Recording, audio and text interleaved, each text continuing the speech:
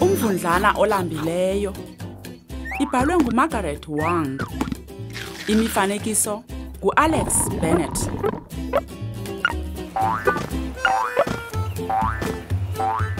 Umvundlana olambileyo wawulambe kakhulu.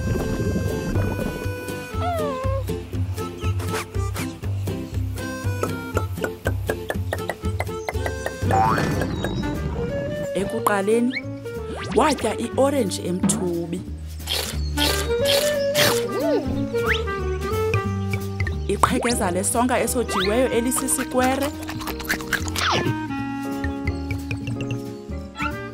Unxantathu wepizza. Kunye neqhekeza lekeyiki eluluqande. Kodwa umvundlana olambileyo wayesalambile.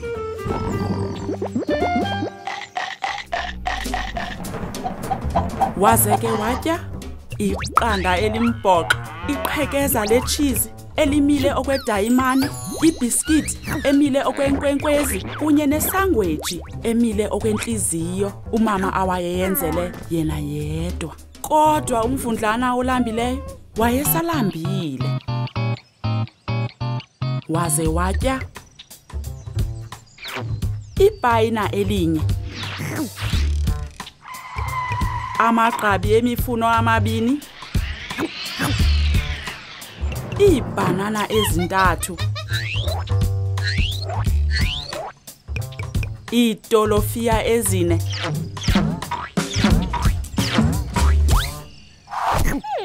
iitumato ezintlanu,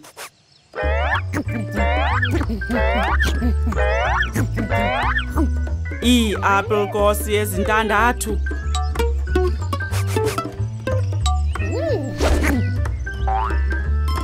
iiseleri ezisixhenxe,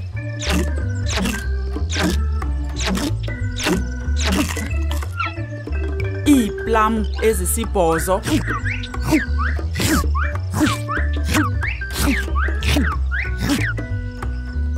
amakhaphetshu amancinci alithoba, kunye neembotyi eziluhlaza ezili10.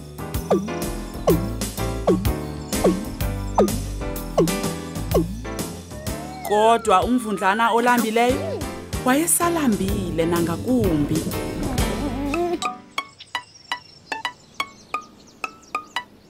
Ngoko ke watya amaqhekeza evatala ali11.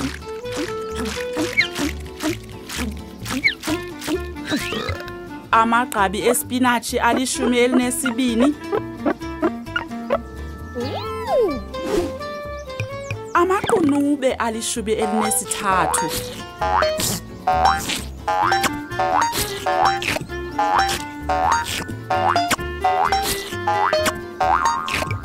Amakhowa ali14. Amapere ali15.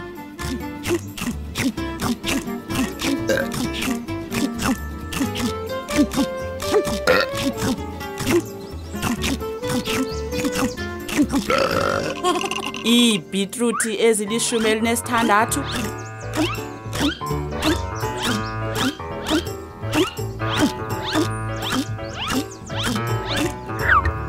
Iiertyisi ezili17.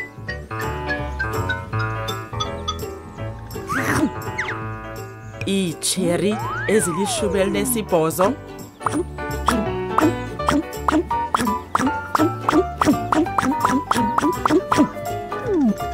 Amaqunube azuba ali19. Kunye nama20 eteniphu.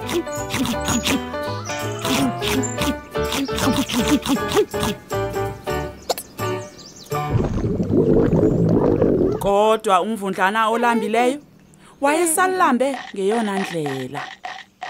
Ngoko ke umvundlana olambileyo waqalisa ukwenza ipayi yeapile ebomvu, umbona obomvu osempheni, iimafini zamaqunube azuba kunye nesuphu yebrokholi eluhlaza. Konke oku kupheka kwamenza ukuba azive elambe kakhulu. Ngoko ke wenza iisangweji zebrinjali emsobo, ikeyiki yeminqathe eorenji, isaladi epinki yesiqhamo sohlobo lweorenji ekrakra kunye neetapile ezimdaka ezibhakiweyo azityileyo, kunye nabo bonke abahlobo bakhe abayimivundla elambileyo. Isiphelo.